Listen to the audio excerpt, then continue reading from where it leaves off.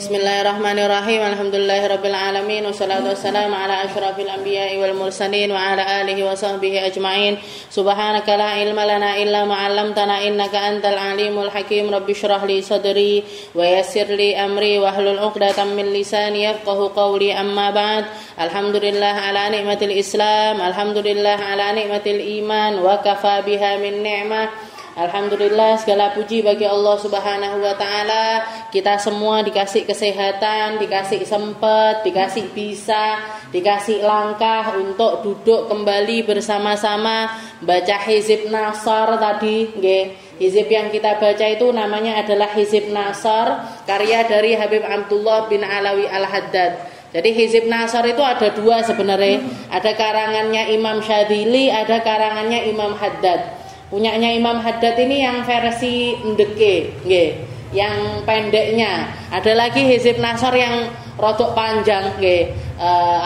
Bacaannya lebih panjang daripada ini, yang bisa kita baca, yang bisa kita amalkan, yang pendek ya wis sing ndek dhisik ae. Nggih. Dan di dalam Hizib Nasr yang kita baca itu juga isine benteng diri, nggih.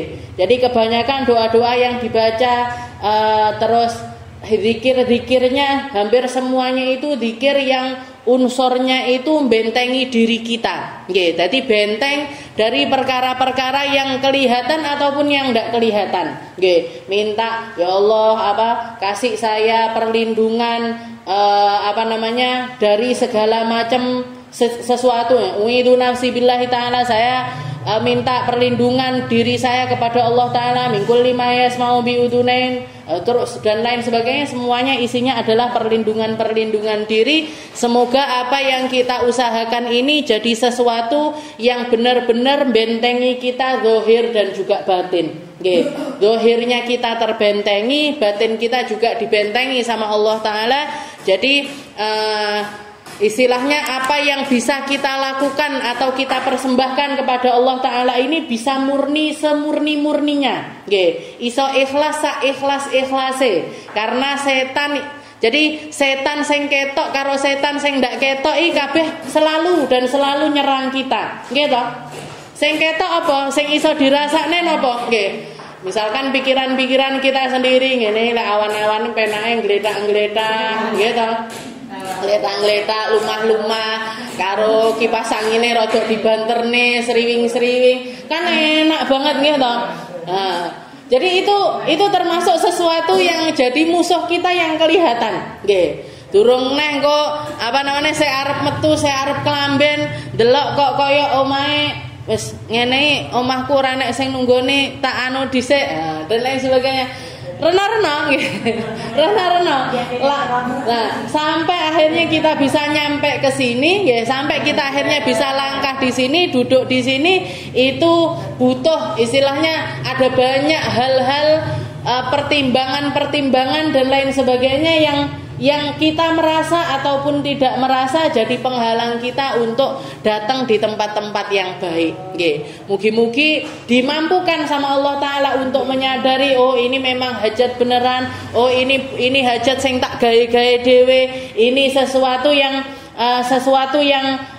semoga jadi langkah saya yang sebenarnya. Kalaupun misalkan saya tidak bisa datang, ya, kalaupun misalkan tidak ada langkahnya kita itu benar-benar karena sesuatu yang ketika kita melakukan hal tersebut pahalanya lebih besar ketimbang apa yang kita dapatkan di sini. Nggih, kayak misalkan duwe bojone lara, nggih, butuh untuk dirawat, butuh untuk pas jame maem apa jame pas dilapi apa jame, nah itu pahalanya lebih besar, nggih. Pahalanya lebih besar ketimbang duduknya kita di sini, nggih, ketimbang pikirnya kita ataupun tapi kalau misalkan enggak, nggih, kita dikasih sama Allah taala ilham dan juga atau pikiran-pikiran yang jernih sehingga kita bisa membedakan, oh ini memang hajat yang benar yang harus saya prioritaskan ketimbang yang lainnya dan lain sebagainya. Nggih, dan semoga yang tidak bisa hadir hari ini panggah dikei pahala yang sama sama seperti yang kita dapatkan di sini. Nggih, tetap dikasih kayak Bu Nani yang sekarang ini lagi umroh, nggih. Mugi-mugi sama Allah Taala tetap dikasih pahalanya di sini plus pahala di sana. Dan muga-muga awake dhewe nggih entuk pahalane. Nggih, pahalanya orang yang lagi umroh, orang yang lagi tawaf, lagi sa'i, dhewe melok ketularan. Nggih, karena orang-orang sekitar kita yang nggih. Nggih, rena-rena lah nggih. Mungkin lagi ada banyak maulidan di mana-mana nggih, pengen ngerasakne majelisan di tempat yang lainnya. Muga-muga nggih semuanya tetap terjaga di dalam kebaikan-kebaikan, semuanya tetap dikasih langkah untuk langkah-langkah yang indah. Oke, kita lanjutkan pembahasan kita di dalam kitab Bidayatul Hidayah, karya dari Abi Hamid Muhammad bin Muhammad Al-Ghazali. Ila an qala Allahumma inni as'aluka al-'afwa wal 'afiyah. Kita sampai masih di dalam bab yang membahas tentang doa-doa sebelum tidur. Oke, sudah kita selesaikan tentang doa-doanya, mulai dari yang beliau sebutkan bismika rabbi wa ta'atu jambi wa bismika arfa'u faghfirli dzambi Allahumma qini 'adzabak yauma tab'atsu ibadak Allahumma bismika ahya wa amut a'udzu bika min syarri kulli dzi syarr dan lain sebagainya. Oke, baca ayat kursi, baca amanar rasul sampai akhir, baca surat al-ikhlas, Muawwidzatain, surat Tabarak dan lain sebagainya. Semua ini adalah zikir-zikir yang diajarkan oleh Nabi kita Nabi Muhammad sallallahu alaihi wasallam dengan tujuan agar kita ini tidur dalam keadaan ingat sama Allah Taala sampai masuk ke alam setengah sadarnya kita juga tetap dalam keadaan berzikir kepada Allah Subhanahu wa taala. Makanya disunahkan toharoh sebelumnya, disunahkan untuk wudu, nggih, jaga wudu. Faman fa'ala dzalika urija bi ruhi lal arsy wa kutiba musallian hatta yastayqid. Dan beliau mengatakan barang siapa yang beradab dengan adab-adab tidur yang semacam ini, maka ketika dia tidur, ruhnya diangkat sama Allah Ta'ala sampai ke atas arsy. Dan dituliskan orang tersebut tidur, orangnya tidur, tapi ditulis kayak orang yang sedang melakukan sholat. Jadi ditulis dikasih pahala seperti orang yang sedang melaksanakan sholat. Sampai kapan? Hatta yastayqid, sampai dia bangun tidur. Sampai dia bangun tidur. Makanya beliau mengatakan idza staiqa farja ila ma qad araftahu awalan wa dawama ala hadzal tartib baqiyata umrik. Nah, ini semua adab mau tidur, sampai kita tidur, sampai kita bangun tidur, baca doa setelah tidur, itu semuanya usahakan untuk kamu istiqomah melaksanakannya sampai akhir hayatmu. Jadi sampai kamu dikasih jatah hidup di atas muka bumi ini sampai umur piro, usahakan selalu tidur sampai bangunmu ini selalu dengan melakukan adab-adab yang diajarkan oleh Nabi kita Nabi Muhammad sallallahu alaihi wasallam. Fa in syaqqa 'alaikal mudawamah, kalau kamu masih jadi orang yang kesulitan, sik lali-lali, apa wae to sing diwaca arepe turu, zikirnya subhanallah alhamdulillah la ilaha illallah Allahu akbarnya misalkan eling, tapi ayat kursine lali, apa surat tabaraknya juga lupa. Kalau kamu masih jadi orang yang kadang ngamalne, kadang enggak, kadang ngamalne, kadang enggak, kadang ngamalkan, kadang enggak. Katanya beliau fa in syaqqa 'alaikal mudawamah fasbir sabrul marid ala mararatid dawa intidoran lisyifa. Katanya beliau, maka bersabarlah, bersabarlah seperti sabarnya orang sakit menahan pahitnya obat yang selalu harus rutin dia minum karena dia menunggu kesembuhan. Jadi kalau kamu masih jadi orang yang untuk tentang adab-adab ini kadang ho'oh, kadang ora, kadang eling, kadang endak, kadang pikiran, kadang endak, kadang wudu, kadang endak dan lain sebagainya, maka ingatlah bahwasanya adab-adab tidur yang diajarkan sama Nabi Muhammad ini laksana obat, laksana obat yang harus kamu minum rutin kalau kamu sedang dalam keadaan sakit karena kamu menginginkan kesembuhan. Lek awakmu melek mari, nggih, kalau kamu sakit, kamu pengen sembuh, maka kamu akan menelan pil sepahit apapun, nggih. Kamu akan menelan dan sabar untuk meminum pil itu di waktu-waktu yang ditentukan, nggih. Bar sarapan kudu ngombe, habis makan siang harus minum, nanti malam juga minum lagi, nggih toh? Orang sakit kan seperti itu, nggih. Sakit misalkan sakitnya luka, nggih. Melek ndang mari lukae, nggih, garing diseri obat neh, garing dikai obat neh. Kita lagi gatel-gatel, katanya dokter, ini oleskan sehari 3 kali misalkan, atau sehari 2 kali setiap habis mandi. Habis mandi diserne, habis mandi diserne, nggih. Kita sabar melakukan hal yang semacam itu, kenapa? Marahi melek mari. Tapi kalau orang yang ndak pengen mari, nggih, enak aku gatal-gatal, nggih. Malah malah kukur-kukur ya nek kenikmatan tersendiri misalkan. Nggih, obate digletakne, baratus dideloki tok obate. Wis ora usah lah rasa diserne. Kok baratus nek wis ora usah lah. Ya sudah, kamu tanggung sendiri rasa gatal dan sakitnya itu tadi, kamu tanggung sendiri. Begitu juga kayak adab, nggih. Kita mau tidur adab tidur, mau makan beradab makan, mau minum beradab minum, arepe neng ndi apa aja, nggih, mau masuk kamar mandi, keluar kamar mandi, semuanya ada adabnya, nggih. Katanya beliau, kalau kamu belum jadi orang yang istiqomah, kalau kamu belum jadi orang yang lurus, maka ingatlah setiap kali kamu kelingan karo obat, kelingan sama adab-adab itu, anggap adab-adab itu adalah obat penyembuh yang akan menyembuhkan kita dari kemalasan kita, dari keburukan kita, dari keteledoran kita, dari orang yang gampangkan dengan adab itu semuanya penyakit. Itu semuanya adalah penyakit, dan Nabi Muhammad sudah datang untuk ngasih tahu kita tentang obat-obatnya. Maka sabarlah seperti sabarnya orang sakit menunggu kesembuhan. Sabar koyo sabare wong loro ketika dia itu menunggu kepada kesembuhan. Wa tafakkar fi qasri umrik. Setelah itu apa? Pikirkan juga tentang betapa pendeknya umur yang Allah Ta'ala berikan kepada dirimu. Istilahnya gini, kalau saya ndak istiqomah sekarang, kapan neh? Kalau saya ndak mau jadi orang yang lurus sekarang, terus kapan lagi? Kalau saya ndak mau ngamalkan doa tidur, sesuatu yang simpel-simpel semacam itu, doa-doa yang pendek-pendek, me ayat kursi sing diwaca cuman surat Al-Ikhlas, setelah itu Muawwidzatain, surat Tabarok, yo ndak panjang-panjang banget, sesuatu yang cuman sedikit-sedikit ini kalau saya ndak mau ngamalkan sekarang, terus kapan? Nunggu apa? Nunggu apa? Wa tafakkar fi qasri umrik fa in ishta wa in ishta mi'ata am.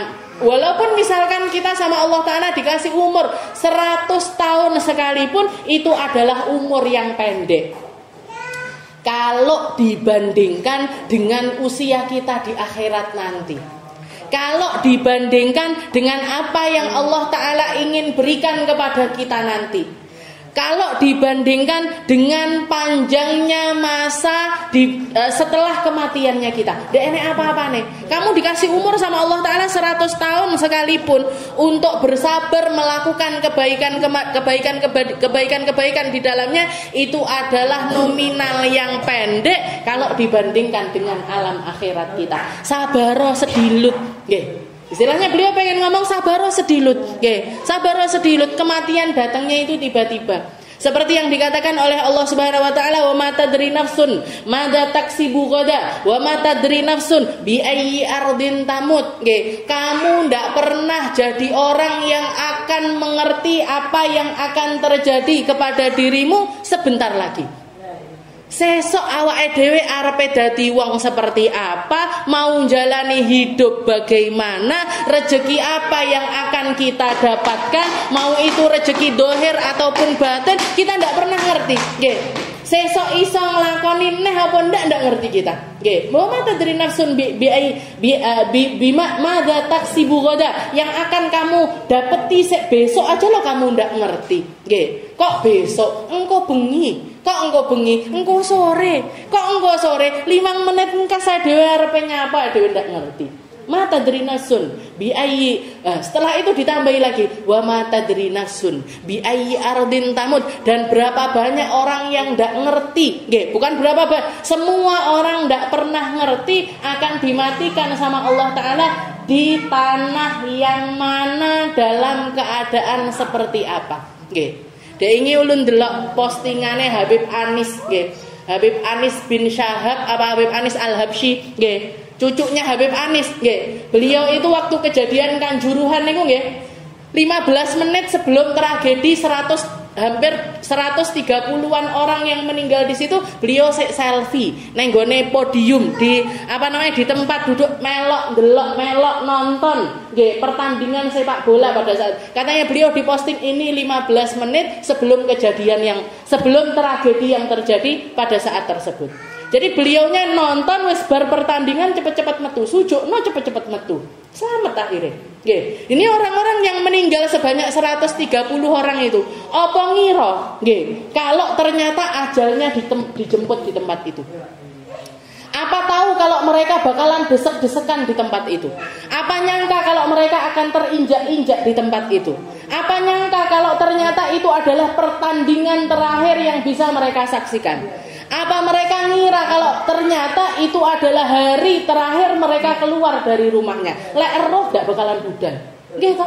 Lek eroh ndak tuku tiket. Lek eroh ndak budal, ndak mau. Nggih.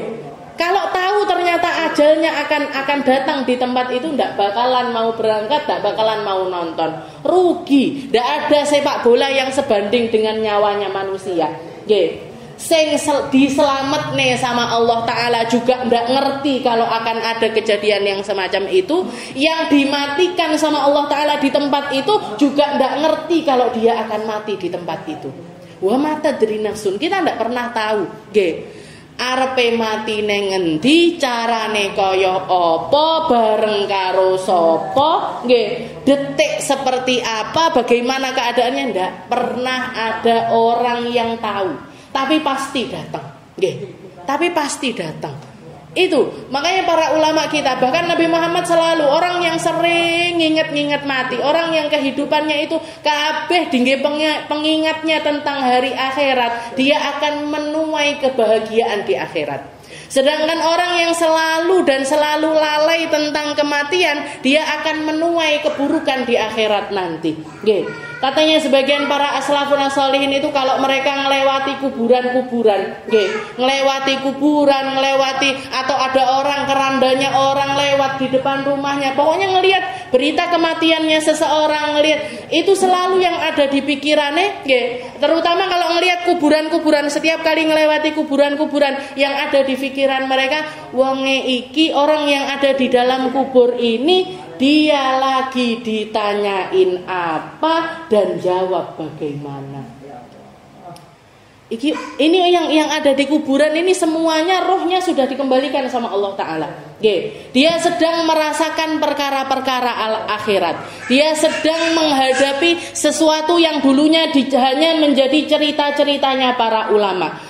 Mereka sedang menghadapi sesuatu yang dicerita-ceritakan oleh para nabi dan juga para utusannya Allah Subhanahu wa taala. Kira-kira mereka semuanya ini sedang jawabi malaikat dengan cara yang seperti apa, dan dia ditanyain apa aja.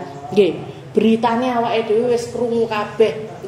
Ada sebagian orang-orang yang ketika meninggal diseru sama Allah Ta'ala, dikasih seruan dari dalam kuburnya, dari orang-orang yang ada di alam ghaib.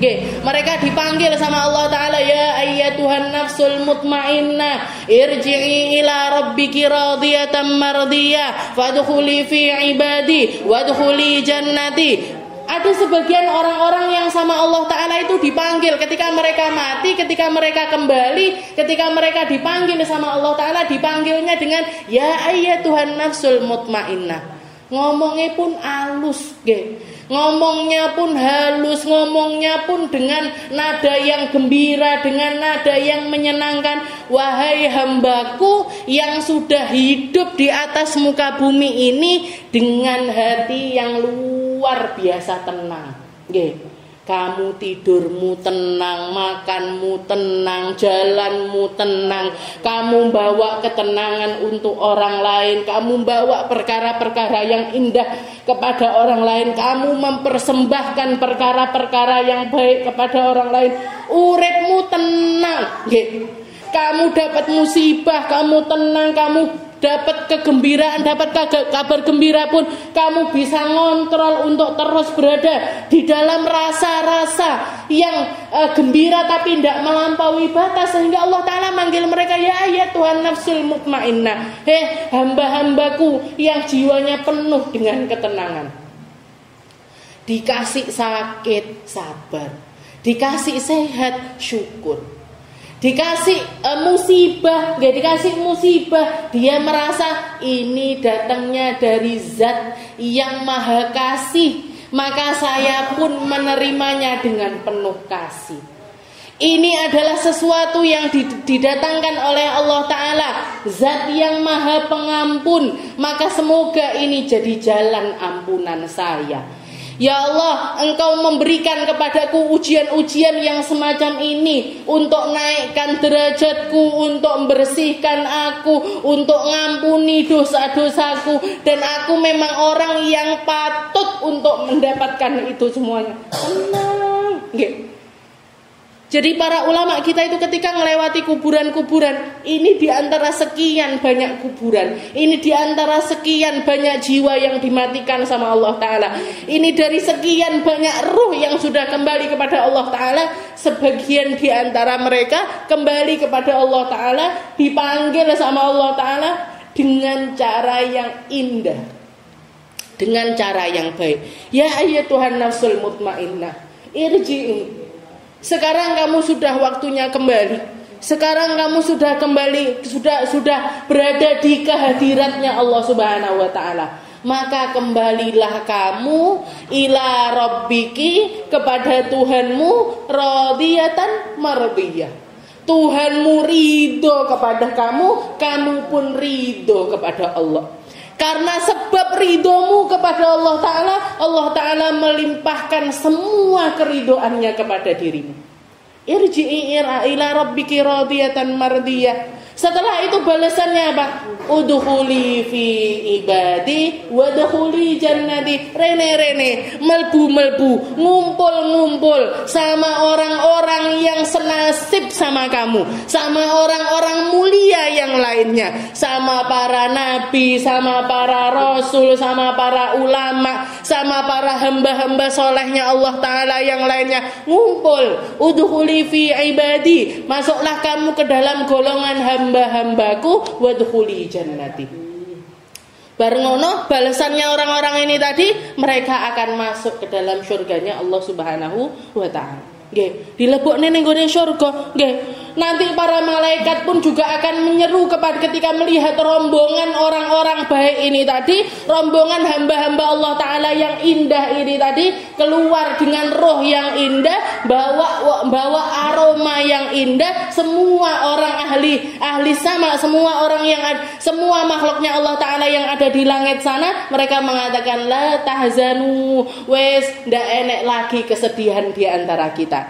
Allah takhafu wa la tahzanu wa abshiru bil jannah. Okay. Jadi semua akan menyambut dengan perkataan ayo yang gembira, ayo ke tempat yang penuh dengan kegembiraan. Tidak ada lagi kesedihan di antara kita, tidak ada lagi ketakutan di antara kita.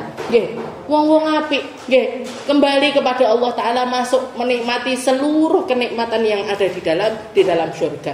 Okay. Makanya diceritakan orang-orang ahli surga ketika melihat orang-orang ahli dunia, ngelihat orang-orang baik lainnya yang masih hidup di atas muka bumi ini, mereka senantiasa mengatakan wis to enakan neng kene, wis to senengan neng kene, wis to uripo neng kene, sabar sebentar. Sabarmu yang sebentar ini nanti akan bawa keindahan yang abadi.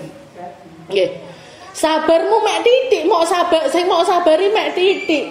Apa yang kamu lakukan ini cuma sedikit. Usahamu yang kalau kamu tidak berusaha sekarang, kalau kamu tidak beradab sekarang, kalau kamu tidak lurus sekarang, kalau kamu tidak istiqomah sekarang, maka kamu tidak akan bisa menikmati seperti yang aku nikmati sekarang ini. Jadi jangan istilahnya sabarmu sing titik iki mang lho. Kalau dibandingkan sama balasannya Allah Ta'ala tidak ada apa-apanya. Para ulama ngomong seperti itu. Jadi ini diantara sekian banyak roh ini ada sebagian yang sama Allah Ta'ala itu dipanggil dengan cara yang indah semacam itu. Tapi begitu juga sebaliknya, sebagiannya lagi dipanggil sama Allah Ta'ala dengan cara-cara yang menyakitkan, dengan cara-cara yang tidak enak, dengan panggilan-panggilan yang kasar, dengan panggilan-panggilan yang kita nggak akan pernah mau dan kepengen untuk dipanggil dengan cara yang semacam itu.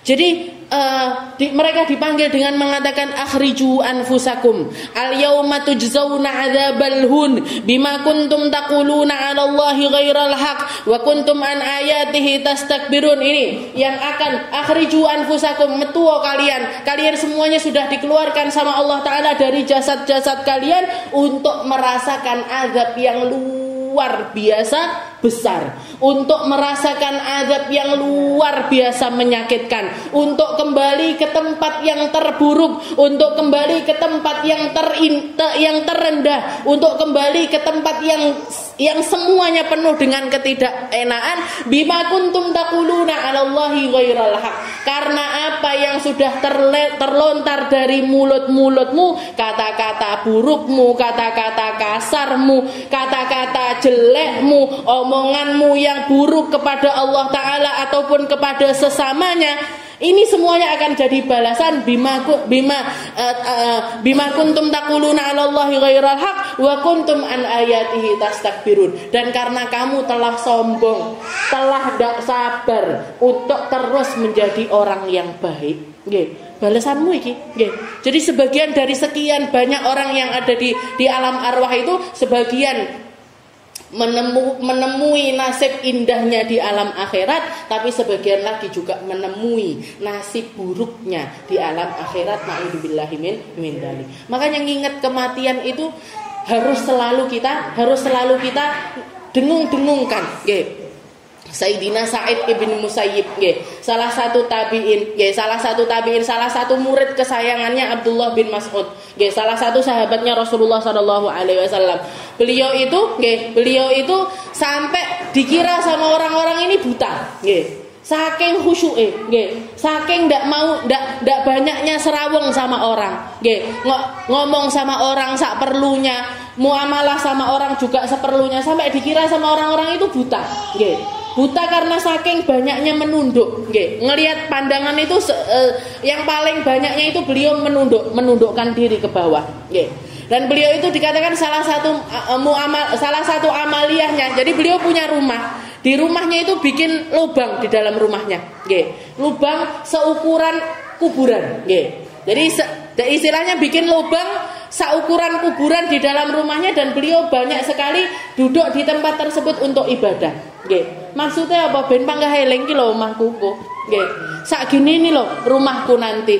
Segini nih loh nanti aku yang akan menjadi tempat kembali saya yang abadi, yang terlama, yang terlama di tempat yang sekecil ini. Akhirnya setiap kali ngelihat ke lubang itu, giat lagi ibadah. Setiap kali ngelihat ke lubang itu, beliau itu semangat lagi untuk pengajian, semangat lagi untuk melakukan kebaikan, semangat lagi untuk sedekah. Jadi pokoknya ngeleng-ngeleng mati. Untuk mengingatkan tentang alam akhirat, beliau bikin kuburan di dalam rumahnya. Makanya Sayyidina Abdullah bin Mas'ud itu beliau mengatakan, wahai Sa'id bin Musayyib, kalau ra'aka Rasulullah, kalau misalkan kamu ketemu sama Rasulullah, pasti Rasulullah cinta kepada kamu. Pasti Rasulullah senang sama orang-orang model seperti dirimu, karena seriusnya beliau di dalam ibadah. Bukan sahabat, jadi tabiin, hidup di masa setelahnya berguru sama para sahabatnya Rasulullah Sallallahu Alaihi Wasallam. Dan beliau salah satu amaliyahnya senengane gawakne sandale karo siwaknya Abdullah bin Mas'ud. Katanya Abdullah bin Mas'ud, saya ini adalah orang yang semasa hidupnya Nabi Muhammad dadi tukang gowo siwak sama sandalnya Nabi Muhammad. Dan sekarang kamu ngikuti jejak saya, bawakan siwak dan juga sandal saya. Makanya benar sekali orang yang ngikuti jejaknya Nabi Muhammad, istilahnya yang hormat sama ulama, hormat sama orang yang dimuliakan sama Allah Taala, dia juga akan mendapatkan kemuliaan. Jadi kemuliaan yang hakiki itu hanya ada di dalam ilmunya Allah, hanya ada di jalannya Allah, hanya ada di dalam amaliyahnya orang-orang yang dimuliakan sama Allah Ta'ala. Orang akan menghormati mereka dengan sebenar-benarnya hormat. Orang akan dekat sama mereka dengan kedekatan yang abadi. Nggih, enek unsur apa-apa. Ndak dekat sama orang itu karena kekayaannya, ndak dekat sama orang itu karena jabatannya, ndak dekat sama orang itu cuman karena yo melek kongko-kongko aja, ndak, nggih. Tapi ketika kita jadi orang-orang yang lurus di jalannya Nabi Muhammad, Allah Ta'ala yang akan menaikkan derajat kita, nggih, karena itu adalah kemuliaan yang abadi. Nggih. Jadi ini Sa'id bin Musayyib. Jadi sampai bikin kuburan di dalam rumahnya pinggir ngiling-ngiling, gitu. Bangun. Akhirnya dadi wong apik terus, nggih. Arepe ndak maca Quran, sungkan sebelah kuburan, gitu. Arepe ndak wiritan, sungkan sebelah kuburan, nggih. Makanya kalau ada orang hidup di tengah kuburan kok ndak eling mati, ini parah banget, nggih. Dangdutan ning kuburan, era wong Indonesia ra enak-enak nggih. Jadi kematian aja ndak bikin mereka jadi orang-orang yang ingat sama kematian. Ini kan parah sekali. Makanya setelah itu beliau mengatakan fadzalika bil idhafah ila muqamika fid daril akhirah wa hiya abadul abad qalil. Jadi kalau kita ngeleng-ngeleng, kalau kita mau melakukan suatu kebaikan terus kita merasa alah sik engko ae lah. Iling-ilingan, umurmu lo pendek, walaupun kamu dikasih sama Allah Ta'ala umur 100 tahun sekalipun, itu adalah masa yang pendek kalau dibandingkan dengan alam akhirat. Wa ta'ammal annaka kaifa tatahammalul masyaqqah wa dhul fi talabid dunya syahran aw sanatan raja'an an tastariha biha 20 sanah masalan. Dan juga ingatlah ta'ammal. Ta'ammal itu berfikirlah lagi, bagaimana kamu itu jadi orang-orang, bagaimana kamu itu menjadi orang-orang yang rela memikul beban dan juga kerendahan fi talabid dunya. Ketika kamu mau nyari dunia, ketika kita nyari nafkah, ketika kita bekerja, mau itu jadi istilahnya nyari dunia, nyari rupiah, nyari nafkah, nyari harta dunia itu aja kita harus rela sabar, harus rela merendahkan diri. Nggih napa mboten? Nggih, kudu kulaan nang gone pasar, rebutan rebutan barang sama orang. Habis itu kulaan yo angel, dodol nggih angel. Nggih to kudu ngrayu wong, Bu, tukunen iki buku tukunen niku. Misalkan kita mau jualan apa entu-entu apa piye kudu panas-panasan nyari orang untuk mau beli, dan kita sabar karena kita tahu persis akan dapat rupiah-rupiah ketika kita itu muamalah, dan itu kita rela melakukannya seminggu, 2 minggu, setahun, 2 tahun, 5 tahun, 10 tahun. Cita-citane ben nyapa? Kenapa kok kita nyari nafkah ketika muda? Kenapa kita mau sengsara nyari harta, nyari duniawi di masa muda kita? Pinginnya apa? Yang kita harapkan apa? Biar masa tua kita ndak kangelan golek duit. Nggih toh? Orang-orang yang bekerja itu cita-citanya kalau kita megang uang, arepe tuku yang kita inginkan kita bisa. Kalau sakit mau berobat kita bisa. Nggih toh? Kamu untuk nyari dunia aja sabar. Kenapa nyari akhirat ndak sabar? Kamu nyari sesuatu yang kelihatan bisa sabar. Kenapa nyari sesuatu yang dijanjikan oleh lisan-lisan mulia para nabi kita ndak bisa sabar? Ki waras apa ndak? Ini pikiran yang benar apa ndak? Ini cara berpikir yang genah apa ndak? Kamu bisa. rela nggih sakit menanggung beban bekerja sampai 20 tahun sampai 30 tahun bahkan sampai tua pun kita masih nyari harta duniawi. Kenapa? Nyari untuk bekal akhirat kita tidak bisa sabar nggih. Mau tidur untuk melakukan adab-adab yang diajarkan sama Nabi Muhammad ini, sabarlah di dalam hal tersebut. Fakaifa la tatahammal dzalika ayyaman qala raja'al istirahal abadal abad nggih.